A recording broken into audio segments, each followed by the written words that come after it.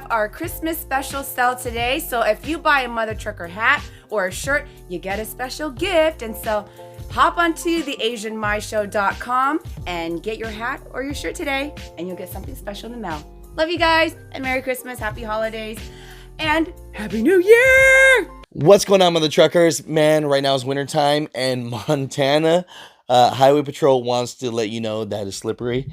And usually... Well, isn't that what it's supposed to be like when it's snowing, that it is slippery? But check this out. Be? But check this out. Montana Highway Patrol just released this yesterday of their dash cam, making fun of themselves. And so here's a video right here of a Highway Patrol trying to help a truck driver after a crash. This was caught on video. So he's letting you know it's He's like doing the slippery dance. Oh. Man. No, they said he was okay, but he just wanted to make fun of himself and say, "Hey guys, it's slippery out there." What kind of shoe do they wear?